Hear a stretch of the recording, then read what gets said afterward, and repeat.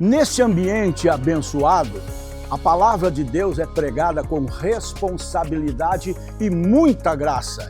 E é este compromisso que nós queremos levar até você e a sua família. Comprometidos com a palavra, o nosso programa diário.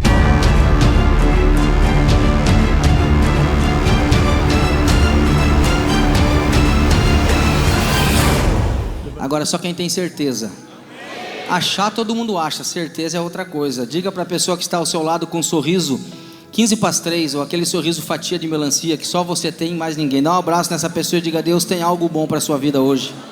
Diga: você está no lugar certo. Isso, abraça o seu irmão. Glória a Deus. Diga comigo assim: no lugar certo. Olha lá, prega forte comigo: lugar certo, na hora certa, com a pessoa certa e fazendo a coisa certa. Diga para o seu irmão: não tem como dar errado. Amém? Você já está abençoado. Você já está abençoado nessa noite. E até 9h30 a sua vida vai mudar completamente. Sua família será... Deus dá ordem aos seus anjos para tocar nos seus lá na tua casa agora. Deus dá ordem aos seus anjos para tocar no teu marido, mulher, para tocar na tua esposa, para tocar nos teus filhos nesse momento, aqueles que estão dentro da tua casa. Se há alguém enfermo dentro da tua casa, Deus manda um anjo lá agora, para levar cura para aqueles que estão enfermos. Você que está em casa recebe o milagre também. Amém, povo de Deus? Abra sua Bíblia, você que trouxe, livro de Josué. É o 6º livro da Bíblia, depois do Pentateuco, que é Gênesis, Êxodo, Levítico, Números, que são os 5 primeiros livros de Moisés. Pentateuco da palavra, né, vem da palavra penta, 5, por isso 5 primeiros livros. E depois vem Josué, capítulo de número 24. É um texto conhecido. Dá um glória a Deus aí, irmão. Diz assim a palavra de Deus, capítulo 24, verso 14 e verso 15 também. Agora, pois, temam o Senhor e o sirvam com integridade. Fala comigo: integridade. E com fidelidade. Fala comigo: fidelidade. Joguem fora os deuses que os pais de vocês serviram do outro lado do Eufrates, no Egito, e sirvam o Senhor.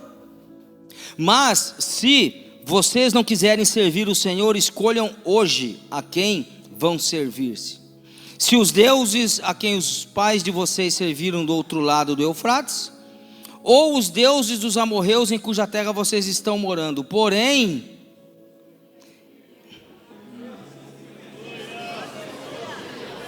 não precisa nem concluir o trecho, você conhece. Diga: porém. Fala forte: eu e a minha casa serviremos ao Senhor. Diga glória a Deus. Toma o seu assento.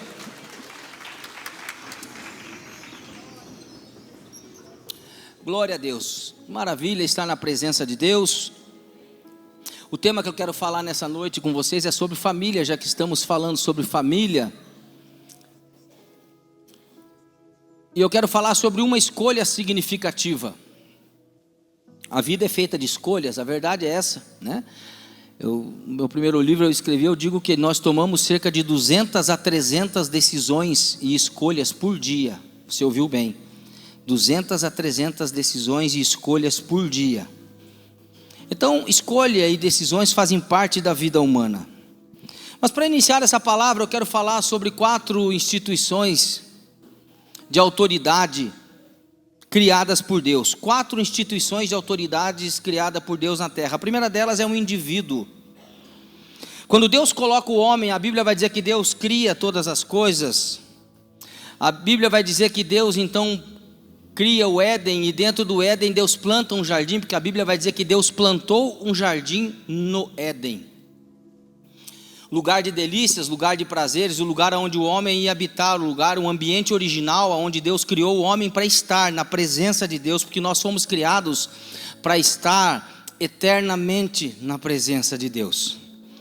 Então Deus coloca o homem lá no jardim, e aí Deus diz no capítulo 1, verso 26, a escritura vai dizer assim, do livro de Gênesis: e disse Deus: façamos o homem a nossa imagem e conforme a nossa semelhança, E a Bíblia vai dizer, e tenha domínio, fala comigo, domínio. Ou seja, Deus sujeitou todas as coisas ao domínio, ao governo do homem. Por isso a primeira instituição de autoridade criada por Deus na terra é o homem. A segunda é a família. Quando Deus dá ao homem uma mulher, lá no capítulo 2, verso 20 a 24, a Bíblia vai dizer, e Adão pôs os nomes a todo o gado, e às aves do céu, e a todo o animal do campo, mas para o homem não se achava ajudadora idônea. Então o Senhor Deus fez cair um sono pesado sobre Adão, e esse adormeceu, e tomou uma de suas costelas, e cerrou a carne em seu lugar. E da costela que o Senhor Deus tomou do homem, formou uma mulher, e trouxe a Adão.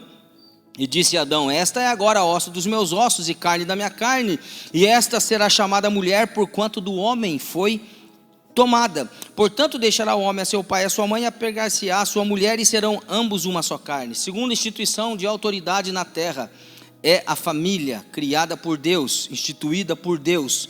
A terceira instituição de autoridade na terra é o governo, quando Deus passa o governo da terra para o homem, já falei isso aqui. E a quarta é a igreja de Jesus Cristo, que somos nós.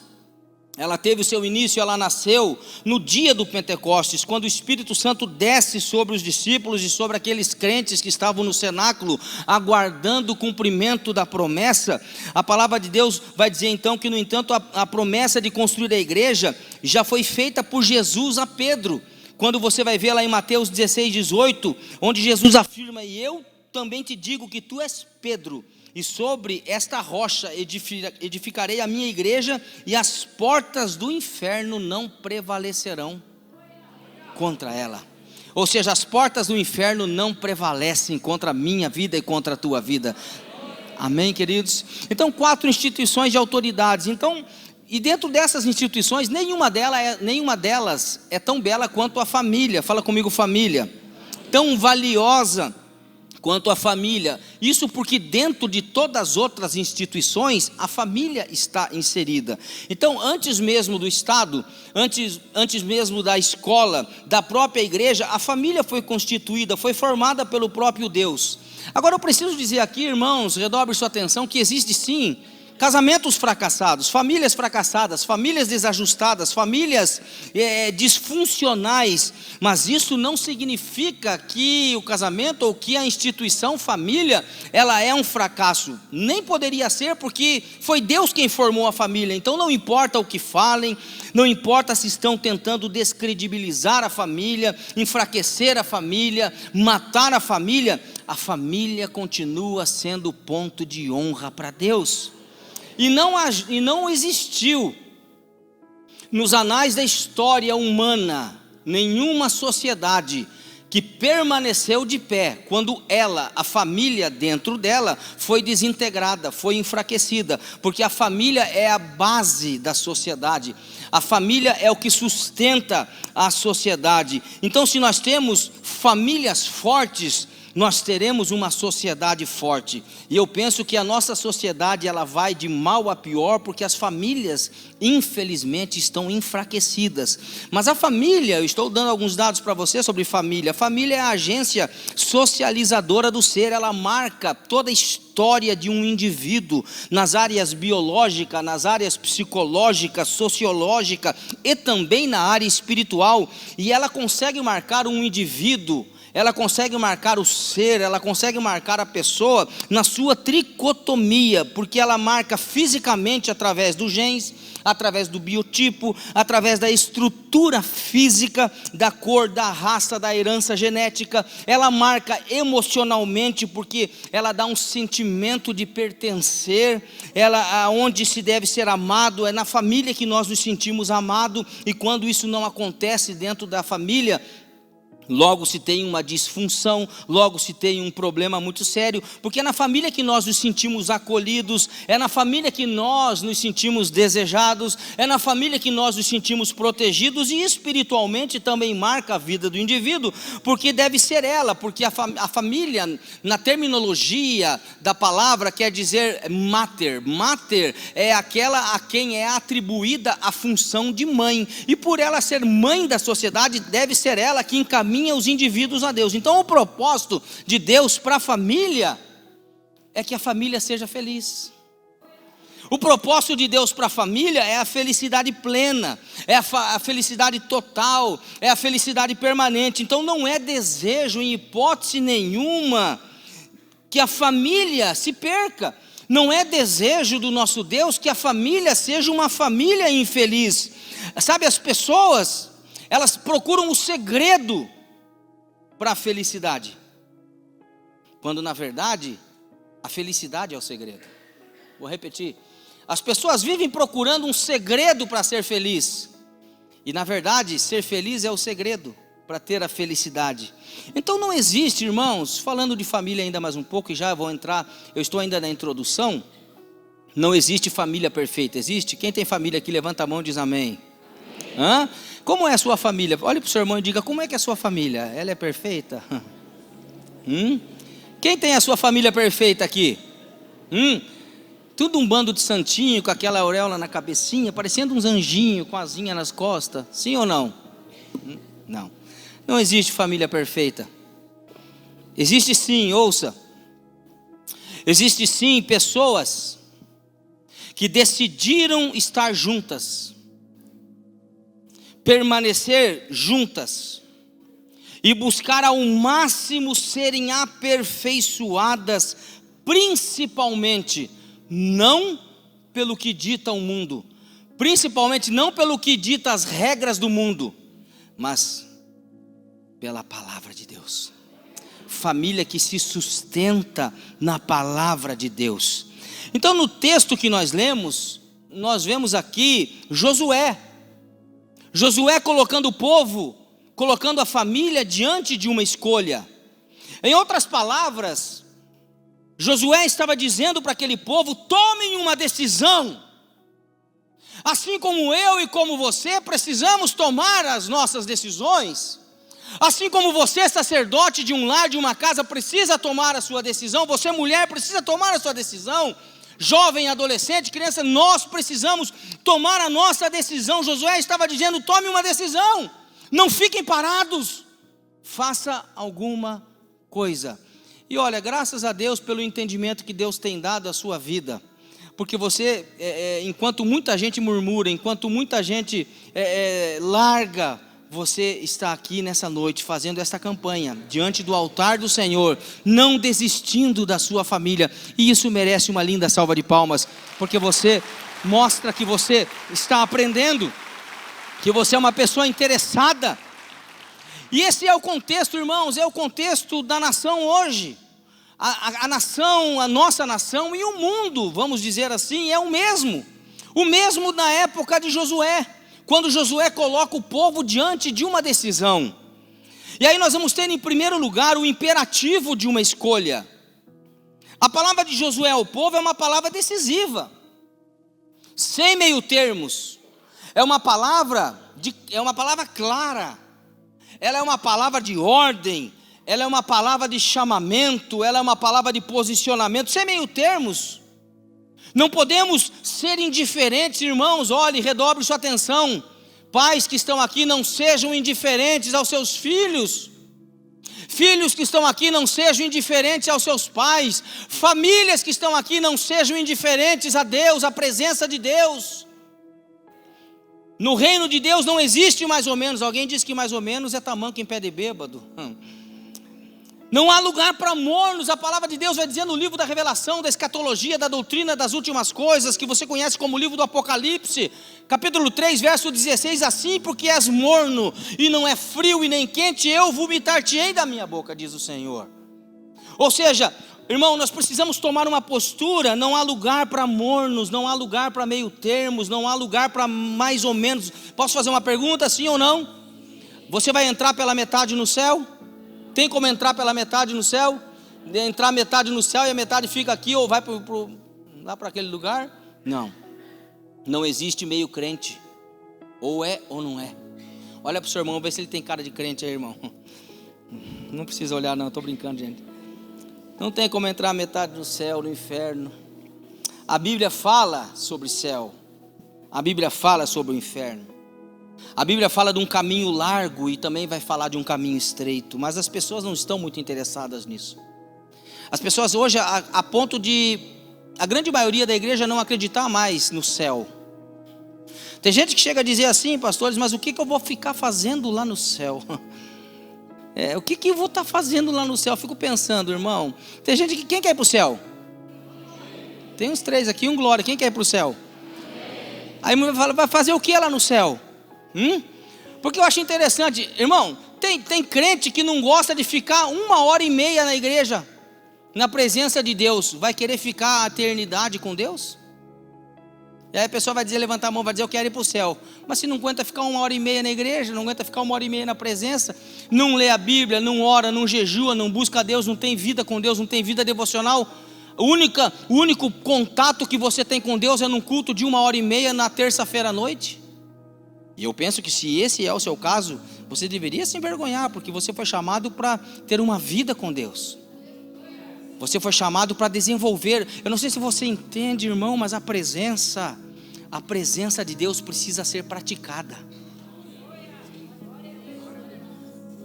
A presença de Deus precisa ser praticada, é uma prática. Quanto mais você pratica, mais você conhece, mais você fica bom. Quanto mais você pratica, mais você fica habilidoso. Irmão, nós precisamos desejar a presença de Deus. Porque se você não tem fome, atenção igreja, se você não tem fome da presença de Deus, é porque a tua fome está sendo saciada por qualquer outra coisa que não a presença de Deus. Então nós precisamos desejar a presença de Deus. Sabe, a Bíblia vai falar e nós estamos aqui, nós sabemos, é Deus ou é o diabo, em salvos e perdidos. Mateus capítulo 19, verso 6 vai dizer assim eles já não são 2. Olha esse texto, que interessante. Mateus 19, 6 vai dizer assim, não são mais 2, mas uma só carne. Portanto, o que Deus ajuntou, não separe o homem. Quando a gente usa esse texto, via de regra a gente usa esse texto para quê, irmãos? Para a vida 2, para casamento, para matrimônio, para relacionamento, sim ou não? Quem acredita que aquilo que Deus uniu, o homem não pode separar? Levanta a mão e diz amém. Tem uma meia dúzia que não... Quem acredita diz amém. Você acredita que aquilo que Deus uniu, o homem não pode separar? Sim ou não? Então a outra ponta nós temos que acreditar também. Qual, pastor? Não estou entendendo, eu vou te explicar. Se o que Deus uniu eu não posso separar, o que Deus separou, eu também não posso unir. A Bíblia vai dizer que Deus criou todas as coisas, e aí a Bíblia vai dizer assim que havia trevas sobre a face do abismo, no livro de Gênesis, havia trevas sobre a face do abismo. Então disse Deus, haja, e houve, e viu Deus que a luz era, e fez separação entre a luz e porque a luz é, logo se a luz é boa, as trevas é, e Deus separou luz e trevas.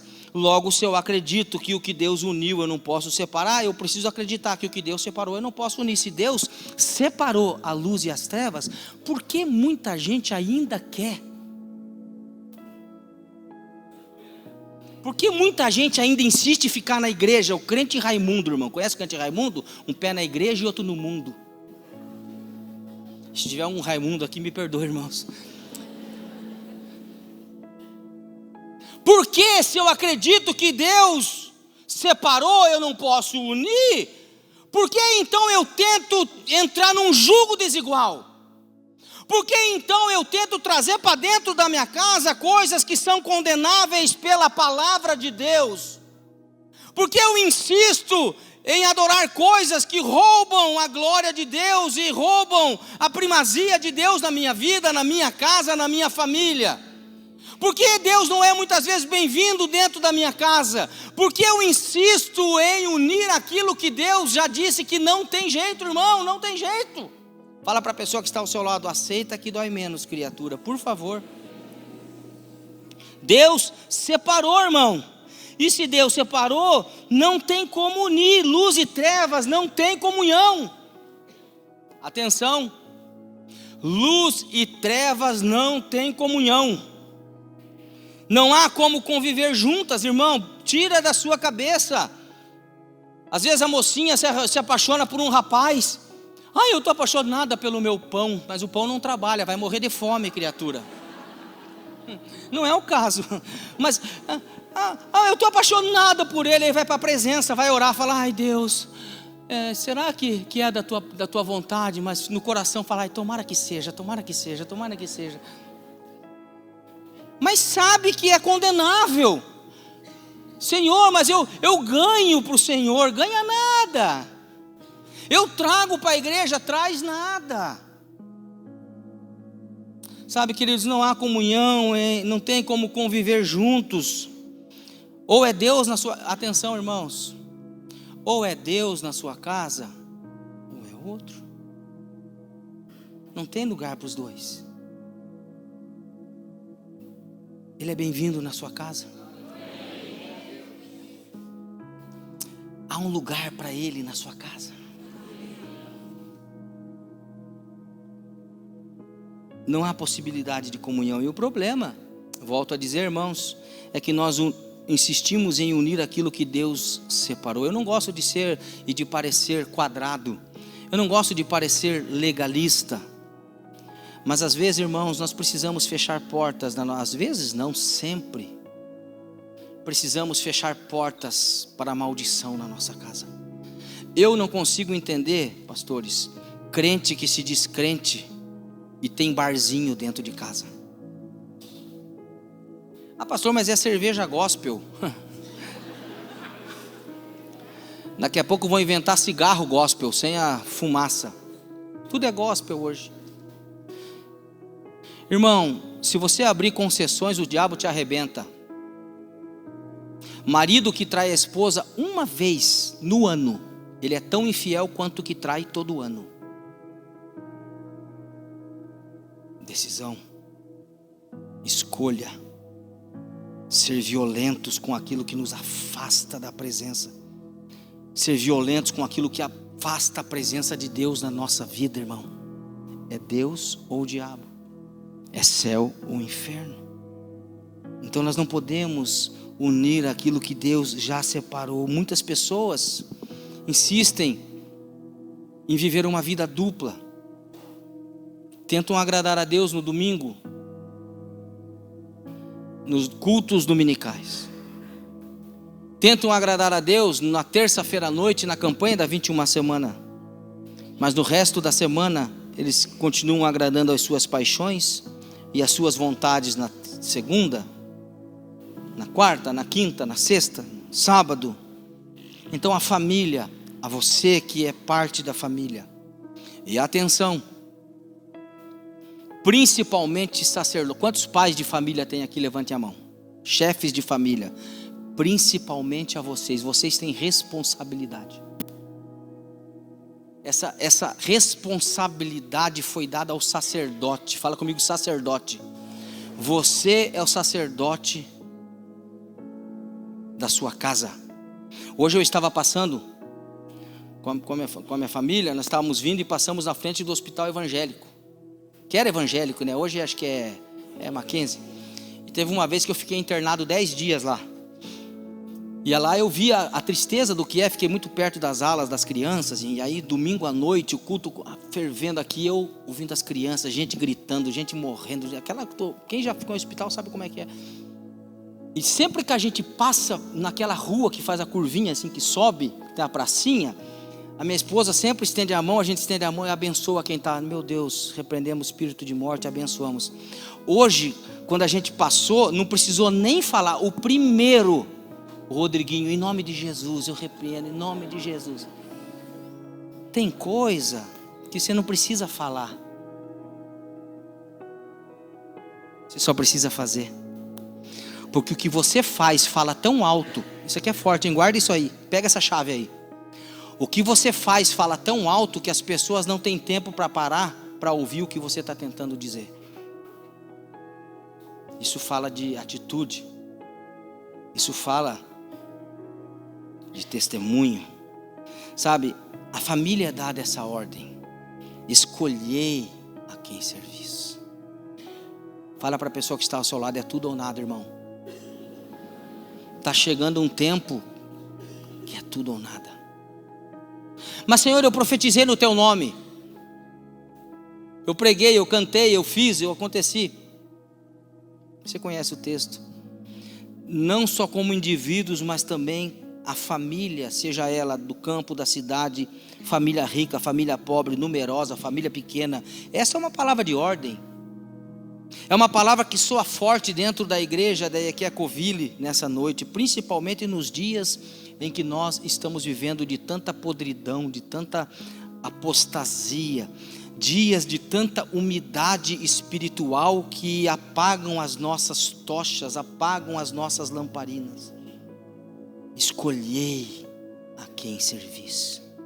Apostasia espiritual, imundícia, escuridão, trevas.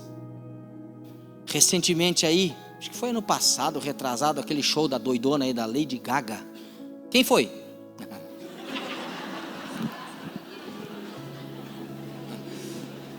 Quase que alguém levantou a mão aí. Tô brincando, irmão, tô brincando. Vou orar para Jesus te abençoar. Show da doidona. Da Zilda, 100 milhões aos cofres públicos. É o que você ouviu. 100 milhões, a nota fiscal desse show foi 100 milhões aos cofres públicos. Pessoas fazendo insanidades, pastor Pedro, para ir ver a doidona. Saindo de uma UTI para ver a doidona. Ficando numa fila por 3 dias usando fralda geriátrica. E depois recolhendo as suas necessidades e jogando. E dando um problema sério de... Enfim...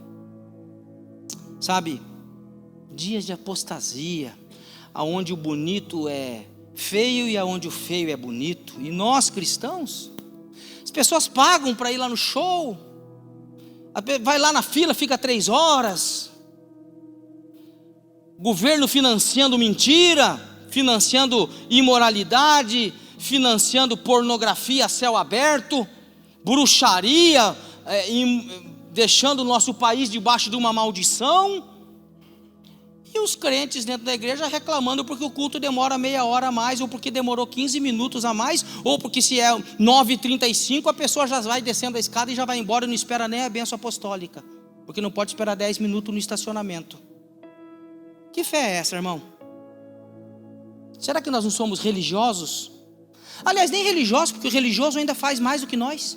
Porque você sabe o que é religião? Me pergunte o que, pastor? Porque tem muita gente que fala assim: eu sou religioso, eu vou na igreja. Você vai na igreja, mas religioso, a Bíblia vai dizer que religioso é aquele que visita os órfãos e as viúvas. Ou seja, religião é fazer caridade, é trazer uma cesta básica, é ajudar os pobres e os órfãos e as viúvas nas necessidades deles. Então isso é religião. Em segundo lugar, no mesmo texto, o meu irmão de Jesus, Tiago, ele vai dizer assim: se alguém cuida ser religioso e não refreia a sua língua, a religião desse é uma mentira. Está na Bíblia, não é o pastor que está falando. Então, por isso que eu dou graças a Deus, porque eu sou ruim para ser religioso, irmão. Mas eu não tenho religião, eu não tenho uma placa denominacional nas minhas costas, eu tenho Jesus Cristo. Sou da igreja do Evangelho Quadrangular, glória a Deus, a minha igreja é abençoada, mas eu tenho Jesus, irmão. Então, o problema, você sabe, queridos, o problema é que eles têm deuses mortos e tratam eles como se fossem deuses vivos. Ó, essa turma, eles adoram a um Deus morto como se fosse vivo, e nós tratamos o nosso Deus vivo como se fosse morto. Quantas vezes você ora por dia? Está perdendo para o muçulmano, porque ele ora 3 ou 5 vezes por dia. Está perdendo para o hinduísmo, que ora uma renca de vezes por dia. Está perdendo para as outras religiões que oram. Você nem ora, você ora. Quando que você ora? Orou hoje, irmão? Você está entendendo? A palavra é de confrontação, hoje é de decisão, irmão. Eu não vim aqui alisar o gato, não. Dura missão. É confrontação, irmão. Para que Jesus continue abençoando a tua casa e para que você continue conservado nesse mundo tão podre. Porque, me desculpe, tem a latinha lá, né? A latinha, tudo bem, mas conservar dentro da latinha faz o que? Ele vai conservar fora.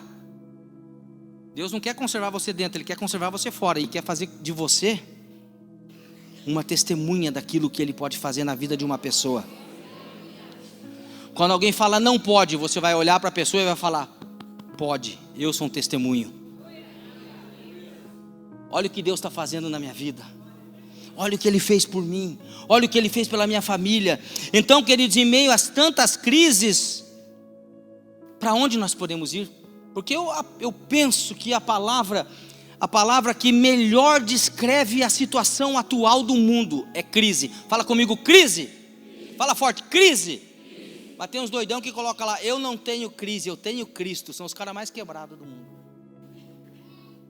Põe uns adesivão, grandão, poderoso no carro. Eu não tenho crise, eu tenho Cristo. A melhor palavra que descreve o cenário atual é crise, irmão. Estamos vivendo uma crise sem precedentes. E aí, para onde nós iremos? Não querendo brincar aqui, mas é o Chaves, né? Quem poderá nos ajudar? Não priemos cânico, não é o caso.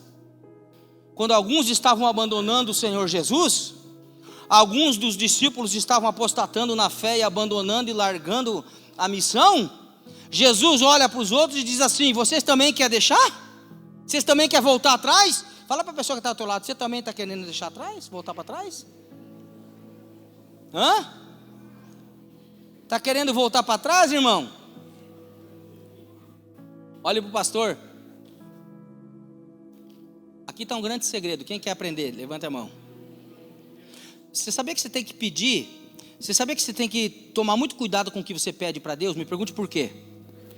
Porque depois que Ele te fala, você deixa de ser inocente. Você está entendendo?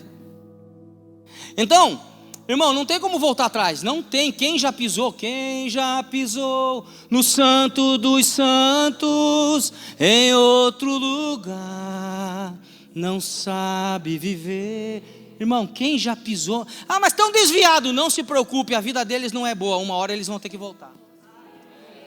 Então fala para o seu irmão, fica aí, irmão, fica aí que é perder tempo. Ir lá para fora é perder tempo. Aí alguém falou assim: para onde iremos nós? Acho que foi Pedro, o Pedrão, doidão de pedra. O cara era doidão de pedra. Ele olha para gente e fala: Senhor, para onde iremos nós se só tu tens? Aleluia, eu amo essa parte da escritura. Se só tu tens, não é o Lula, Deus o livre, não é a Dilma, não é a Jezabel, não é não. Não é essa turma, não é político aí. Agora está político de sobra aí, de penca, irmão. Tem para dar e vender. Não, para onde iremos nós se só tu tens palavras de vida eterna? Uau, é Jesus Cristo, irmão. Ele é a rocha da nossa casa, Ele é a rocha da nossa vida. Bata palmas e glorifique Jesus. Aleluia. Em primeiro lugar, o imperativo da escolha. Eu já vou acabar, diga graças a Deus. O pessoal aprendeu aí. A urgência da escolha, irmão. Há uma urgência no mundo. Olhai, vede que os campos estão brancos. Há uma urgência. Por natureza, irmão, nós somos pessoas acomodadas, sim ou não? Sim ou não? Gostamos de protelar as coisas para o máximo. Até dizemos assim, isso é coisa de brasileiro, deixa tudo. E sabe que é mesmo, gente? Sexta-feira nós vamos ter nossa conferência. Quem já se inscreveu aí? Uau! Hoje nós batemos 800 inscrições. Casa cheia, irmão. Casa cheia. Mas a maioria quis matar a gente do coração. Há um ditado que diz que de grão em grão. No nosso caso foi de inscrição em inscrição, a conferência fica cheia. Irmão, era 10 dias, 10 inscrição aqui, 8 ali. Parecia que não vinha nunca, gente. Meu Deus. Tudo para a última hora. Nessa última semana foi uma loucura, gente. Eu creio que até sexta-feira já não vai mais ter vaga. Então, é porque a gente tem essa tendência natural de querer deixar tudo para a última hora. Contemporizamos. Gostamos de colocar panos quentes nas situações, vamos sempre deixando para depois. Principalmente nós homens. Quantos homens tem aqui? Digam amém. Amém. Tá fraco, hein, Almarada? Vamos redobrar a atenção, vamos lá. Quantos homens tem aqui? Digam amém. Amém. Galo tem que cantar grosso, irmão.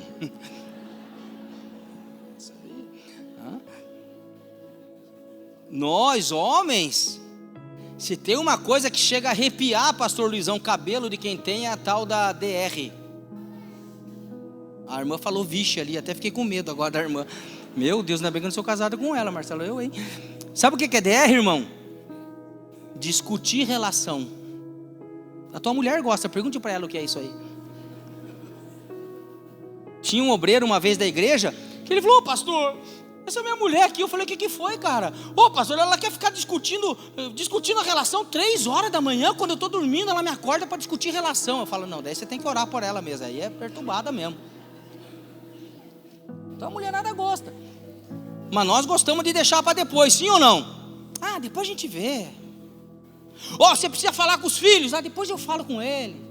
Você precisa comprar isso aqui. Depois a gente compra. Depois a gente vê. É assim ou não é na sua casa? Pois é verdade, lá. Vamos sempre deixando para depois, vamos enrolando. Nós vamos relativizando a coisa ao nosso bel prazer. E eu preciso informar alguns irmãos aqui que não existe, atenção irmãos, não existe relativismo bíblico, ou é ou não é, é sim ou não tem meio termo, não existe meia verdade, aqui não existe assim, 900 páginas são verdade, 200 são mentira, não, aqui ela é toda verdade, não tem como relativizar a palavra. Tem muitos doidos aí, até uns teólogos que se acham muito conhecidos, que querem ficar relativizando a Bíblia, precisa se converter de verdade, isso sim. Essa é a verdade, não tem como relativizar as coisas. Uma palavra cheia de sentido. Hoje, fala comigo hoje. Fala hoje. O que é hoje? Assim, hoje você não me escapa, guri. Meu Deus do céu. Quando eu ouvia isso do meu pai, perna para que te quero, Pirelli é mais pneu. Quem lembra aí do hoje você não me escapa? Quem lembra? Pastor Barcelos precisa de uma cura interior, ele lembra de um chinelo voando assim da mãe dele. Tinha um radar no chinelo, né? O Celso também, uma vez nós conversamos, o Henrique também. Hoje, irmão, hoje é uma palavra carregada de um grande sentido. Eu estou falando da urgência da escolha, meus irmãos. Quando Deus dá a palavra de direção para Ló: tira a tua família dessa cidade imunda, tira a sua família dessa cidade pornográfica, tira a sua família dessa cidade maligna. A Bíblia vai dizer que ele ficou lá com dó das coisinhas. Eu vou, mas eu quero carregar minha caixinha. A caixa é raio que eu parta. Irmão, mais importante é a vida do que as coisas. Aí teve que o anjo pegar eles pela mão e puxar todo mundo para fora. Hoje, fala comigo, hoje. A Bíblia vai dizer que Jesus está entrando na cidade de Jericó, sobe na árvore, sobe na figueira, na árvore, figueira, né? No sicômoro. Quem? O Zaqueu. Sabe quem era o Zaqueu? Aquele do mensalão. Sabe quem era o Zaqueu? O Zaqueu, irmão Jorge, era aquele da Lava Jato. É aquele lá que foi pego na Lava Jato, sem vergonha. Mas Jesus vai entrar na casa do Zaqueu? Onde já se viu? Irmão, se Jesus entrou na minha, entrou na tua, por que não entra na do Zaqueu também? Para de querer medir os outros com a tua régua de justiça, achando que ninguém é merecedor da bênção, só porque você é melhor. Não, irmão, aqui ninguém é melhor do que ninguém, nós somos tudo farinha do mesmo saco. Fala para a pessoa que está ao seu lado: você não é flor que se cheira não, irmão. Estou brincando, esse pastor não leva jeito, meu. Estou brincando, irmão. Você é fala, não, você é benção, irmão. Joãozinho, você é benção. Glória a Deus. Jesus entra na casa do Zaqueu. E Jesus fala assim, ele olha, antes de entrar, ele olha para a árvore. Zaqueu, o que você está fazendo aí, Zaqueu? Desce, que hoje me convém. Ele falou: jantar, você está guloso, hein, irmão? Hoje me convém ir na sua casa. E a Bíblia vai dizer o quê? Que Zaqueu olhou para Jesus e falou: não, tá bom, aqui amanhã eu vou. Sim ou não? Não. O que Zaqueu disse? Nada, desceu e correu. Você sabe que a gente fica querendo falar quando na verdade não precisa falar nada, irmão. Irmão, para de falar. Eu vou falar aqui, irmão. Para de falar, só age, irmão. Fala para a pessoa que está atrás: para de falar e age, irmão. Zaqueu desceu correndo e entrou na casa. e recebeu Jesus. Olha que a Bíblia, eu gosto desse termo, pastor Barcelos, você que é teólogo, gosta dele. Eu gosto desse termo. A Bíblia vai dizer que ele recebeu Jesus gostoso na sua casa. Sabe o que é isso, irmão? Não é receber Jesus de qualquer jeito. Fazer aquela oração para nós que estamos santificados seja o nome, na hora do almoço você já tem aquela oraçãozinha decoreba. Senhor, abençoa o meu lanchinho, amém. Não, irmão, receber Jesus gostoso em casa. Senta para ter comunhão com Ele, conversa. Sabe, a Bíblia vai dizer que ele entrou e recebeu, porque ele foi, e foi quando? Hoje, fala comigo, hoje, irmão. Sabe, Israel estava entre os povos mais idólatras da terra: Jebuseus, Ferezeus, Girgazeus, Eteus, Cananeus, Amorreus. Se o pastor Rogério está aqui, ele ia falar atleticano, mas não vou falar, é ele que ia falar, eu não ia falar. Meus amigos, meus irmãos, era Deus para tudo quanto é gosto. Tem Deus para tudo quanto é gosto, semelhante aos dias atuais. O hinduísmo possui mais de 330 milhões de entidades e mais de 300 milhões de deuses. Acredite se você quiser. É muito Deus, gente. Hoje ainda existem muitos deuses que precisam ser destronados da nossa vida. Qual é o Deus que precisa ser destronado da sua vida? Quem sabe um Deus que se tornou para você é um filho. Às vezes é um relacionamento. Morre de medo de perder o namorado. Se eu perder o namorado, eu vou me afogar num copo de Coca-Cola. Vai nada, irmão. Minha mãe já diz que para esquecer um amor velho, nada melhor que o novo, irmão.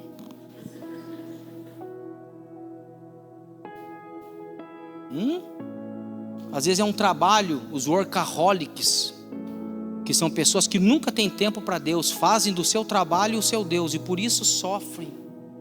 O seu dinheiro, irmão, seu dinheiro não vai poder te livrar de nada. Pastor, então vamos largar tudo, não vamos ter dinheiro. Não, tem que ter, irmão. Mas você não pode colocar o teu amor no dinheiro. Uma hora ele acaba. Uma hora, irmão, nada. O que o pastor falou? Nada pode roubar o primeiro lugar, que é Deus na tua vida, na tua casa, na tua família. Sabe, queridos, Jesus é a única esperança para a tua casa, irmão. Jesus é a única esperança para a tua família. Eu encerro nessa noite o preço da escolha. Primeiro, o imperativo da escolha. Segundo, a urgência da escolha. E agora o imperativo da escolha.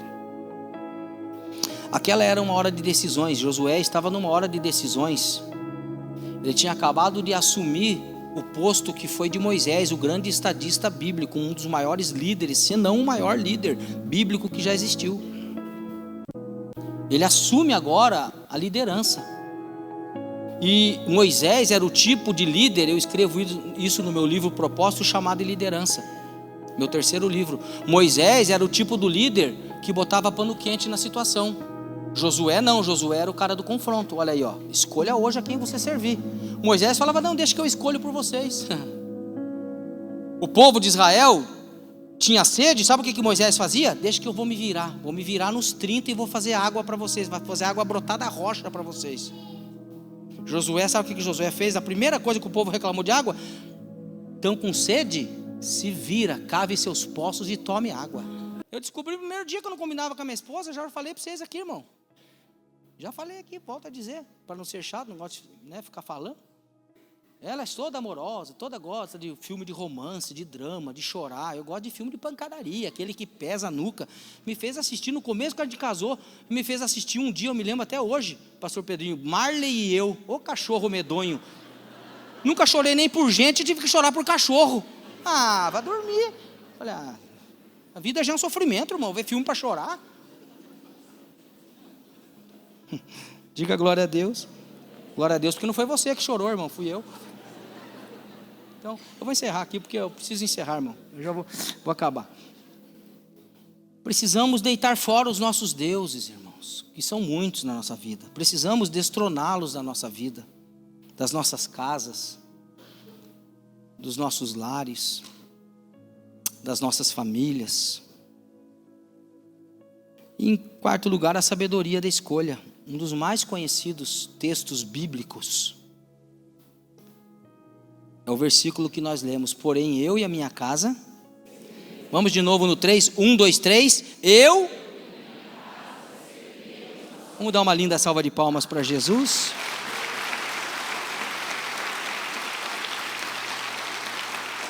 Aleluia. Você pode ficar em pé um pouquinho, irmão? Quem está abençoado aí com essa palavra, diz amém. Vamos orar, irmãos. Quem está na corrente? Quem está na corrente? Está na corrente? Quero fazer um desafio com você. Não sei se você trouxe se você trouxe aí a foto do seu familiar. Pastor, eu não tenho a foto. Tem celular aí, sim ou não? Quem tem foto da família no celular? A irmã tem. Pega aí o celular agora, abre aí na foto da família. Aquela foto capa de margarina. Sabe aquela foto feliz, capa de margarina, Doriana? Pega aí, irmão, nós vamos orar, vamos abençoar a tua casa. Se você está do lado do seu esposo, abraça ele. Se você está do lado do filho, abraça. Se os teus filhos, tua esposa, teu marido está na igreja, você não está do lado, procura agora para você orar junto. É a hora da bênção da família, irmão. Vamos orar por aqueles que estão em casa. Vamos orar por aqueles que não vieram nessa noite. Vamos orar aqui pelo nosso propósito, em nome de Jesus. Pedir que os pastores, venha o pastor Celso, o pastor Áureo, o pastor Marcelo, vem aqui, coloquem as mãos, vocês que estão mais próximos aqui ali nessa, não sei o nome desse negócio aí. Como é que é o nome disso aqui mesmo? Esse barril, barril, seja lá. Nós vamos orar. É uma direção que Deus deu para o nosso pastor. Quantos creem no poder da oração? Quantos creem que se você orar aqui, a tua família é abençoada lá na casa agora? Quantos creem nisso? Quantos creem? Podemos fazer isso em nome de Jesus. Feche os seus olhos. Nós podemos clamar ao Senhor agora? Podemos clamar: Senhor Jesus Cristo. Ó Senhor, nessa noite nós estamos à tua presença, Pai. Nós já sentimos a tua glória sobre nós, Pai, descendo nesse altar, descendo sobre esta igreja. E agora, meu Pai, nós estamos orando com este povo, um povo fiel, meu Pai amado, que enche esta casa, e que agora, Pai amado, tem nas suas mãos a foto da família, dos filhos, do esposo, da esposa, dos netos. Meu Pai, é uma oração, Pai amado, agora de confronto, é uma oração, Pai amado, de invocação ao teu santo e poderoso nome, porque a família tem sido atacada pelo ateísmo, pelo humanismo, pelo materialismo. E agora, meu Pai, nós como igreja, como teus filhos, nós estamos sendo ensinados aqui a orar, pedindo a proteção para a família, a orar, pedindo a proteção para o lar. Esta mãe que chora, derrama lágrimas agora, meu Pai, em favor de um filho que está desviado, de uma filha que está no mau caminho, de um filho que está passando um problema sério num casamento, à beira de um divórcio, ou quem sabe, Pai, casais que estão aqui à beira de um divórcio. Meu Deus, famílias enfrentando crises emocionais, famílias enfrentando crises espirituais, famílias enfrentando crises financeiras, e só tu pode socorrer essa família. Por isso nessa noite, Pai, nós estamos orando com esta igreja, estamos orando com este povo, meu Pai, pedindo que o Senhor esteja abençoando a família de cada um aqui representado, mesmo quem sabe, Pai, o filho que está lá num outro país, a filha que está lá numa outra cidade, meu Deus, o marido que está trabalhando longe. Eu sei, Pai, que não há lugar nesse mundo que o Senhor não possa chegar, que o Senhor não possa abençoar. Ah, meu Deus, dá ordem aos teus anjos para visitarem o nosso lar, a nossa casa, livrando de toda a força das trevas. Entra na casa de cada um, entra na minha casa, Pai. Transforma vidas, Pai, em nome de Jesus Cristo, cura. Ah, meu Deus, no nome de Jesus nós ministramos a cura divina agora para aquele que está enfermo lá em casa, aquele que nos assiste pela live agora, receba a cura em nome de Jesus Cristo. Aquele que está num leito de enfermidade num hospital, ou quem sabe até dentro desta igreja, essa pessoa, meu Pai amado, que está aqui, meu Pai amado, sofrendo com dores no corpo. um diagnóstico médico, Pai. Meu Deus, em nome de Jesus, o Senhor é poderoso para fazer infinitamente mais, além daquilo que nós pedimos ou pensamos. Então, meu Pai, nós abençoamos este povo, nós abençoamos esta igreja, Pai, ministramos a Tua bênção sobre, meu Pai amado, onde os pastores estão colocando as mãos agora, meu Deus, este barril, onde tem muitos nomes, muitas famílias representadas, as fotos das famílias. Alcança o teu povo, meu Pai, alcança a tua igreja, dá vitória para este povo, Pai, para que o teu nome seja glorificado, para que o teu nome seja exaltado. Te agradecemos, oramos pedindo a bênção, em nome de Jesus. E só quem crê, acredita, bate palmas bem forte, enche o céu com muito louvor, abra sua boca e glorifique Jesus, palmas ao Senhor, e as bocas falam aleluias, louvores e glórias ao nome de Jesus Cristo, porque Ele é digno de receber louvor, digno de receber a honra, digno de receber a glória. Você acabou de participar de mais uma edição do seu programa Comprometidos com a Palavra. Querendo Deus, a gente volta. Agora, um grande abraço do pastor Rogério Amorim, um bom dia mesmo e viva Cristo!